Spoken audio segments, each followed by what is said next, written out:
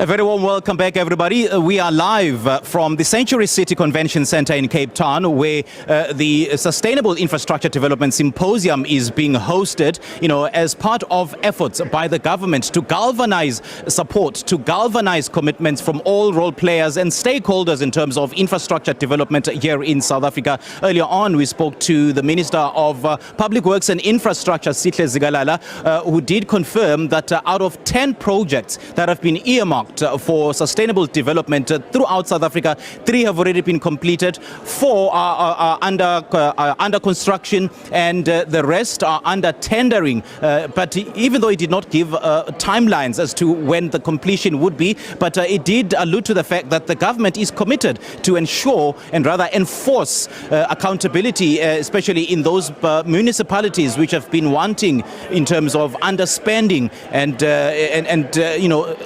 taking some of the projects, some of the projects in the local municipalities have been stalled as a result of underspending. So we continue our conversation with regards to infrastructure development on a wide scale, and I'm joined by the CEO of SANRAL, South African National Road Agency Limited, Mr. Demana, who will be forming part of the panelists in the discussions leading up to the address by President Cyril Ramaphosa in the next hour or so. CEO, a very good morning. Thank you so much for joining us. Welcome to Morning Live.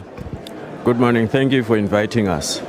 Let's talk about the role that SANRAL, first and foremost, has played in terms of, infrastructure development in South Africa. I know that when you talk of SANRAL, people think of e-tolls, but there's a much bigger role that SANRAL has been playing in the infrastructure development space. Yes, indeed. I think SANRAL is a national roads agency under the Department of Transport. We manage the national highways, about 24,384 kilometers. And as you've said, e-toll is only 201 kilometers, so very small component of that.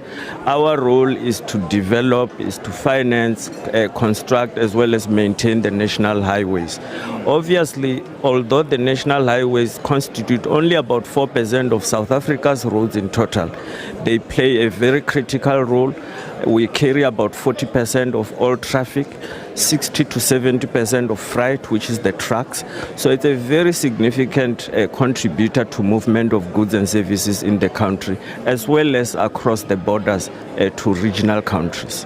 Okay. Now, CEO, in as much as you'll be forming part of the panelists in discussion leading up to the President's address later on today, I asked so many pertinent questions that the fact that South Africa was one of the top countries, well, an emerging market economy with proper infrastructure, developed infrastructure, but over the years we've seen a significant decline in such infrastructure, especially when it comes to roads, when it comes to rail, when it comes to access to water. Where is the gap? What went wrong? Because every single year the country pumps in billions of rands in terms of infrastructure development, but the quality of life of people still isn't improving. What are some of the issues that you will be raising as part of your contribution as a panelist?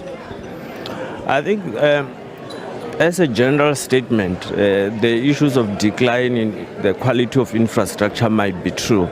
But for the national roads, our infrastructure is in very good condition. Only 10% of our network will be considered poor to very poor. That's internationally accepted. Obviously, where the gaps start existing is in the other part of the network that we don't manage, which, as I said, will be about 96%, and that is managed legally by provinces as well as municipalities. So there might be a bit of a difference. And I think the gaps really is about maintenance. At SANRAL, we focus on maintenance, and maintenance all the time. That's where the bulk of our money goes before we start looking at expanding the roads and doing other major capital expenditure projects.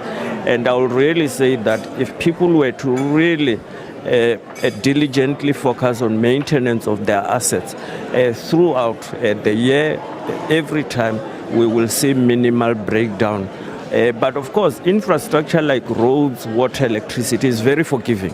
It will be forgiving by years, where you are not doing maintenance. But when it breaks down, it's difficult to arrest the breakdown. Well, you seem to be giving a thumbs up to SANRAL for the work they've done in terms of maintaining the country's roads. But are you at all happy with the state that our country's roads are are at? Looking at the potholes, diabolical state that we've seen our roads. So are you at all happy? What is it that you're doing about it? Well, together with the Minister of Transport, we have launched what we call Operation Valazonke, which is an attempt to extend resources and capacity to provinces and municipalities.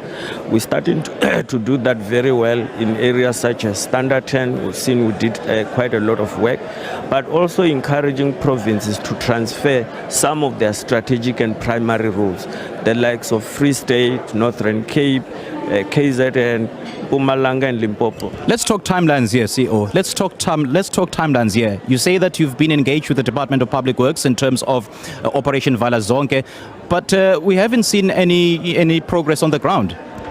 Progress is happening. It is simply that maybe the reporting is not really as transparent, is not being highlighted. We are accelerating those initiatives, and I think we will see more in the coming weeks and months. CEO, great chatting to you. Thank you so much for your time. Thank you.